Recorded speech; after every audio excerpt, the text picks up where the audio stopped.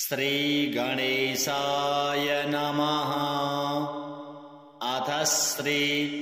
लक्ष्मीनारायण अष्टोत्तर शतनाम स्तोत्र।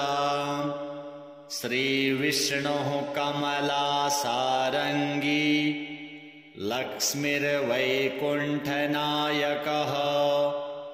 पद्मालया चतुर्बाहुः क्षीराब्धितनयाच्युतः इन्दिरा पुण्डरीकाक्षा रमा गरुडवाहनः भार्गवी शेषपर्यङ्को विशालाक्षी जनार्दनः स्वर्णाङ्गी वरदो देवी हरिरिन्दुमुखी प्रभुः सुन्दरी नरकध्वंसी लोकमाता मुरान्तकः भक्तप्रिया दानवारिः अम्बिका मधुसूदनः वैष्णवी देवकी पुत्रो रुक्मिणी केशिमर्दनः वरलक्ष्मी जगन्नाथः कीरवाणी हलायुधः नित्या सत्यव्रतो गौरी शौरिः कान्तासुरेश्वरः नारायणी हृषीकेशः पद्महस्ता त्रिविक्रमः माधवी पद्मनाभश्च स्वर्णवर्णानिरीश्वरः सती पीताम्बरः शान्ता वनमाली क्षमा नघः जयप्रदा बलिध्वंसी वसुधा पुरुषोत्तमः राज्यप्रदाखिलाधारो माया कंसविदारणः महेश्वरी महादेवो परमा पुण्यविग्रहः रमा मुकुन्दः सुमुखी मुचुकुन्दवरप्रदः वेदवेद्याब्धिजा माता सुरूपार्केन्दुलोचनः पुण्याङ्गना पुण्यपादो पावनी पुण्यकीर्तनः विश्वप्रिया विश्वनाथो वाग्रूपी वासवानुजः सरस्वती स्वर्णगर्भो गायत्री गोपिका प्रियः यज्ञरूपा यज्ञभोक्ता भक्ताभीष्टप्रदा गुरुः स्तोत्रक्रिया स्तोत्रकारः सुकुमारी सवर्णकः मानिनी मन्दरधरो सावित्री जन्मवर्जितः मन्त्रगोत्री महेश्वासो योगिनी योगवल्लभः जयप्रदा जयकरः रक्षित्री सर्वरक्षकः अष्टोत्तरशतं नाम्नां लक्ष्म्या नारायणस्य च यः पठेत् प्रातरुत्थाय सर्वदा विजयी भवेत्। श्रीलक्ष्मीनारायणार्पणमस्तु। श्रीविष्णुः कमलासारङ्गी लक्ष्मीर्वैकुण्ठनायकः पद्मालया चतुर्बाहुः क्षीराब्धितनयाच्युतः इन्दिरा पुण्डरीकाक्षा रमा गरुडवाहनः भार्गवी शेषपर्यङ्को विशालाक्षी जनार्दनः स्वर्णांगी वरदो देवी हरिरिन्दुमुखी प्रभुः सुन्दरी नरकध्वंसी लोकमाता मुरान्तकः भक्तप्रिया दानवारिः अम्बिका मधुसूदनः वैष्णवी देवकी पुत्रो रुक्मिणी केशिमर्दनः वरलक्ष्मी जगन्नाथः कीरवाणी हलायुधः नित्या सत्यव्रतो गौरी शौरिः कान्तासुरेश्वरः नारायणी हृषीकेशः पद्महस्ता त्रिविक्रमः माधवी पद्मनाभश्च स्वर्णवर्णानिरीश्वरः सती पीताम्बरः शान्ता वनमाली क्षमा नघः जयप्रदा बलिध्वंसी वसुधा पुरुषोत्तमः राज्यप्रदाखिलाधारो माया कंसविदारणः महेश्वरी महादेवो परमा पुण्यविग्रहः रमा मुकुन्दः सुमुखी मुचुकुन्दवरप्रदः वेदवेद्याब्धिजा माता सुरूपार्केन्दुलोचनः पुण्याङ्गना पुण्यपादो पावनी पुण्यकीर्तनः विश्वप्रिया विश्वनाथो वाग्रूपी वासवानुजः सरस्वती स्वर्णगर्भो गायत्री गोपिका प्रियः यज्ञरूपा यज्ञभोक्ता भक्ताभीष्टप्रदा गुरुः स्तोत्रक्रिया स्तोत्रकारः सुकुमारी सवर्णकः मानिनी मन्दरधरो सावित्री जन्मवर्जितः मन्त्रगोत्री महेश्वासो योगिनी योगवल्लभः जयप्रदा जयकरः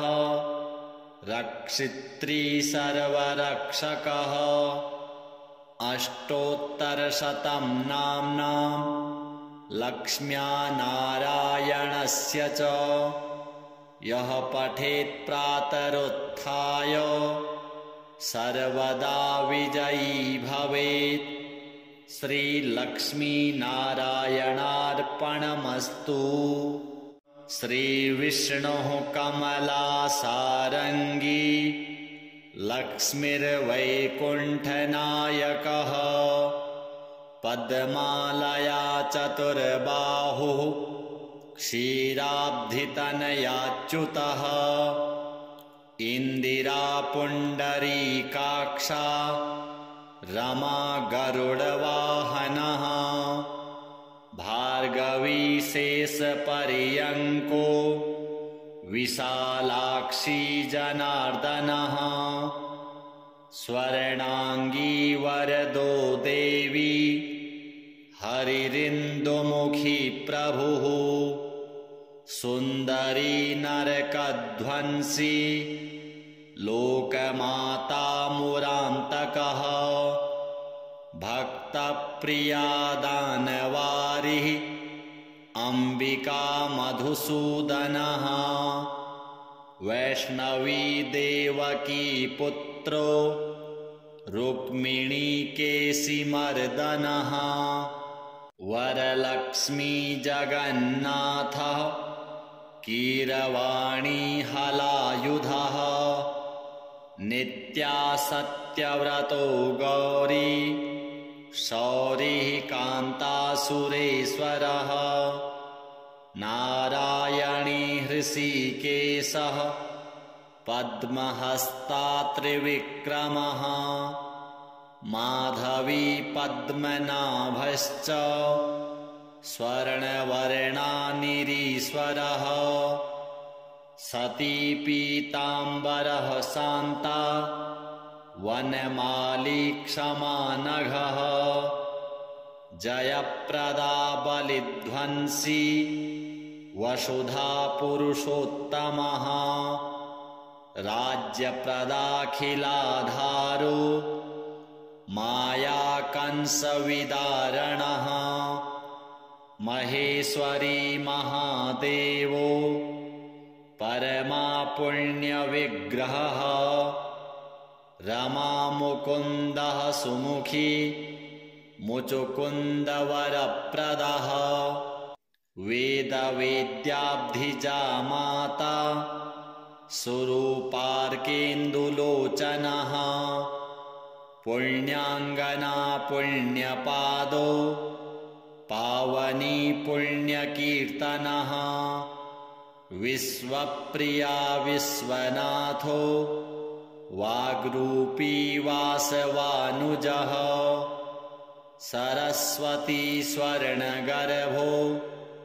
गायत्री गोपिका प्रियः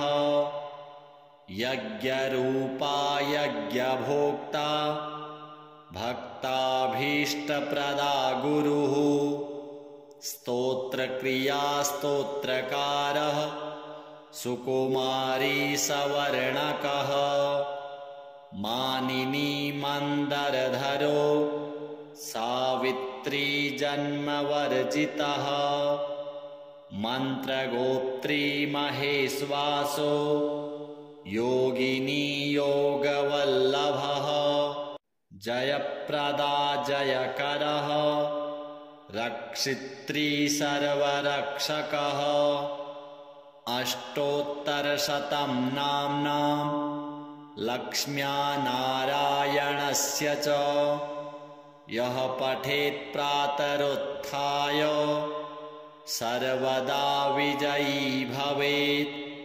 श्रीलक्ष्मीनारायणार्पणमस्तु। श्रीविष्णुः कमलासारङ्गी लक्ष्मीर्वैकुण्ठनायकः पद्मालया चतुर्बाहुः क्षीराब्धितनयाच्युतः इन्दिरा पुण्डरीकाक्षा रमा गरुडवाहनः भार्गवी शेषपर्यङ्को विशालाक्षी जनार्दनः स्वर्णाङ्गी वरदो देवी हरिरिन्दुमुखी प्रभुः सुन्दरी नरकध्वंसी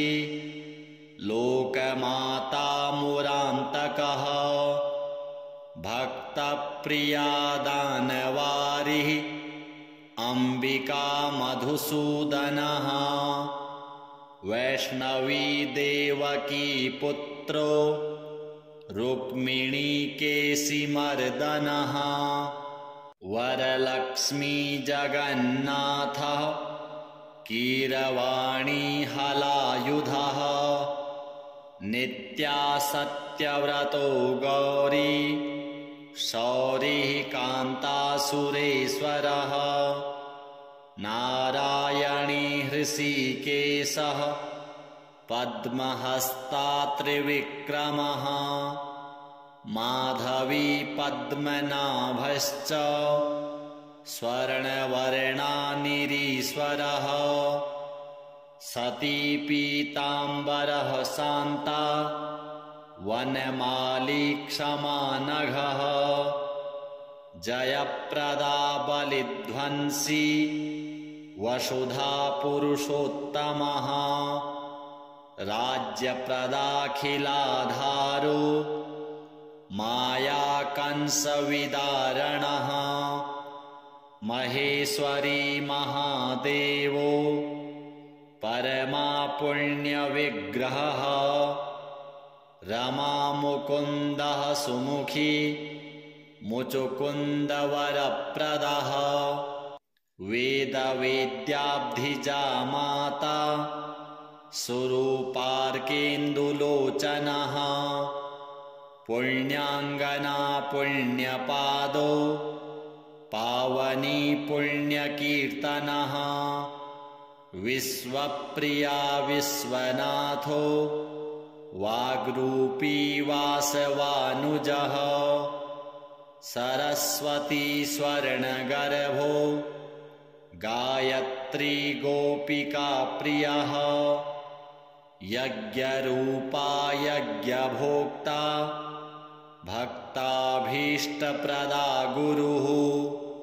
स्तोत्रक्रिया स्तोत्रकारः सुकुमारी सवर्णकः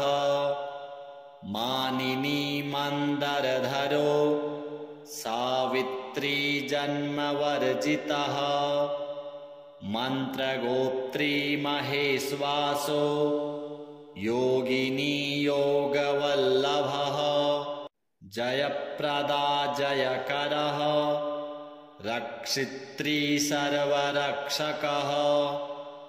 अष्टोत्तरशतं नाम्नां लक्ष्म्या नारायणस्य च यः पठेत् प्रातरुत्थाय सर्वदा विजयी भवेत् श्रीलक्ष्मीनारायणार्पणमस्तु। श्रीविष्णुः कमलासारङ्गी लक्ष्मीर्वैकुण्ठनायकः पद्मालया चतुर्बाहुः क्षीराब्धितनयाच्युतः इन्दिरा पुण्डरीकाक्षा रमा गरुडवाहनः भार्गवी शेषपर्यङ्को विशालाक्षी जनार्दनः स्वर्णाङ्गी वरदो देवी हरिरिन्दुमुखी प्रभुः सुन्दरी नरकध्वंसी लोकमाता मुरान्तकः भक्तप्रिया दानवारिः अम्बिका मधुसूदनः वैष्णवी देवकी पुत्रो रुक्मिणी केशिमर्दनः वरलक्ष्मी जगन्नाथः कीरवाणी हलायुधः नित्या सत्यव्रतो गौरी शौरिः कान्तासुरेश्वरः नारायणी हृषीकेशः पद्महस्ता त्रिविक्रमः माधवी पद्मनाभश्च स्वर्णवर्णानिरीश्वरः सती पीताम्बरः शान्ता वनमाली क्षमा नघः जयप्रदा बलिध्वंसी वसुधा पुरुषोत्तमः राज्यप्रदाखिलाधारो मायाकंसविदारणः महेश्वरी महादेवो परमा पुण्यविग्रहः रमा मुकुन्दः सुमुखी मुचुकुन्दवरप्रदः वेदवेद्याब्धिजा माता सुरूपार्केन्दुलोचनः पुण्याङ्गना पुण्यपादो पावनी पुण्यकीर्तनः विश्वप्रिया विश्वनाथो वाग्रूपी वासवानुजः सरस्वती स्वर्णगर्भो गायत्री गोपिका प्रियः यज्ञरूपा यज्ञभोक्ता भक्ताभीष्टप्रदा गुरुः स्तोत्रक्रियास्तोत्रकारः सुकुमारी सवर्णकः मानिनी मन्दरधरो सावित्री जन्मवर्जितः मन्त्रगोत्री महेश्वासो योगिनी योगवल्लभः जयप्रदा जयकरः रक्षित्री सर्वरक्षकः अष्टोत्तरशतं नाम्नां लक्ष्म्या नारायणस्य च यः पठेत् प्रातरुत्थाय सर्वदा विजयी भवेत्। श्रीलक्ष्मीनारायणार्पणमस्तु। श्रीविष्णुः कमलासारङ्गी लक्ष्मीर्वैकुण्ठनायकः पद्मालया चतुर्बाहुः क्षीराब्धितनयाच्युतः इन्दिरा पुण्डरीकाक्षा रमा गरुडवाहनः भार्गवी शेषपर्यङ्को विशालाक्षी जनार्दनः स्वर्णाङ्गी वरदो देवी हरिरिन्दुमुखी प्रभुः सुन्दरी नरकध्वंसी लोकमाता मुरान्तकः भक्तप्रिया दानवारिः अम्बिका मधुसूदनः वैष्णवी देवकी पुत्रो रुक्मिणी केशिमर्दनः वरलक्ष्मी जगन्नाथः कीरवाणी हलायुधः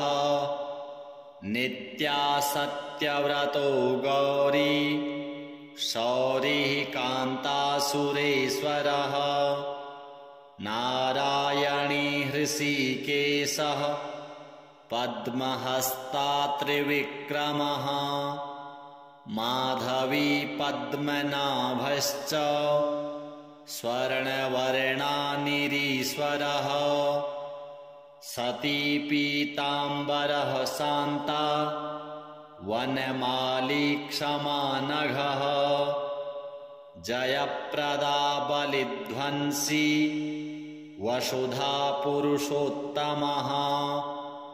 राज्यप्रदाखिलाधारो माया कंसविदारणः महेश्वरी महादेवो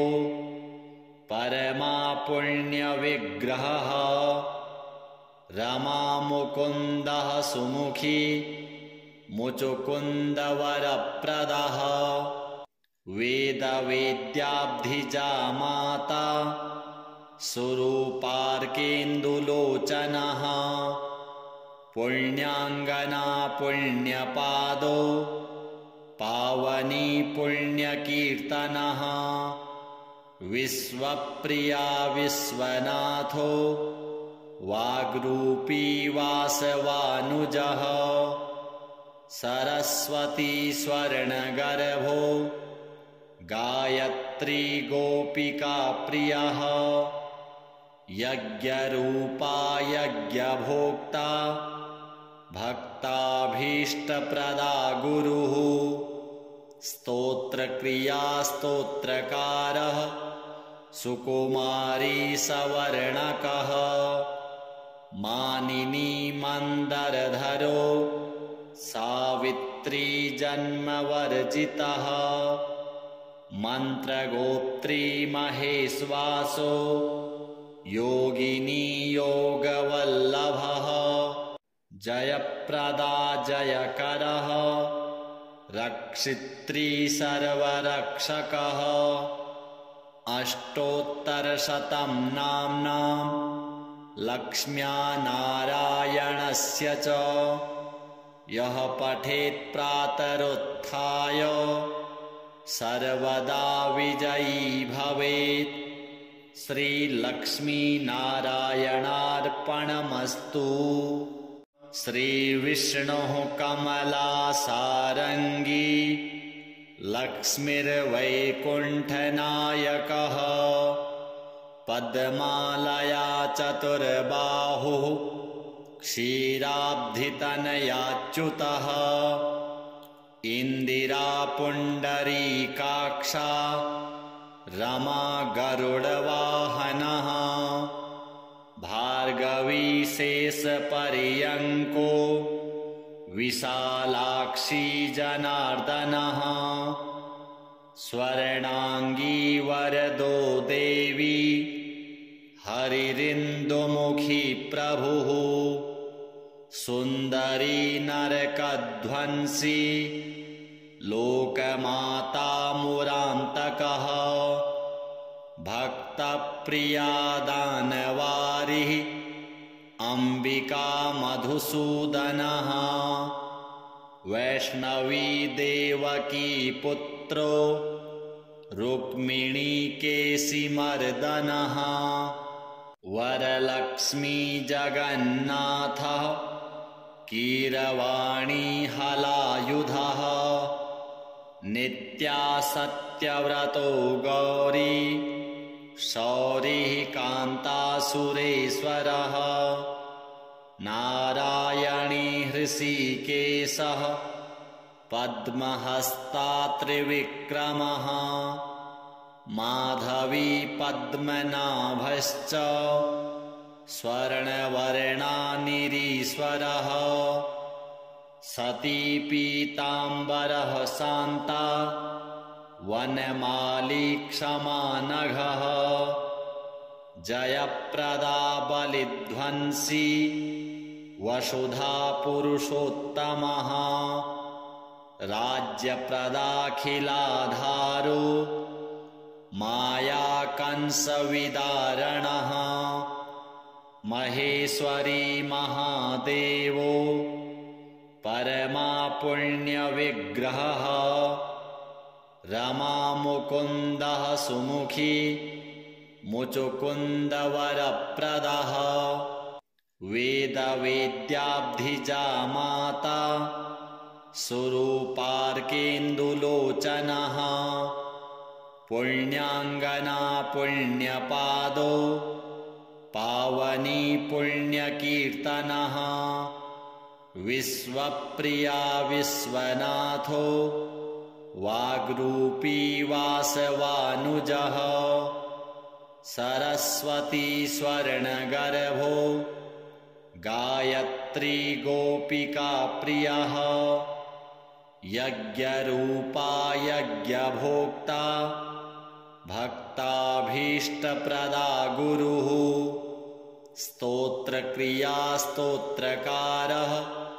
सुकुमारी सवर्णकः मानिनी मन्दरधरो सावित्री जन्मवर्जितः मन्त्रगोत्री महेश्वासो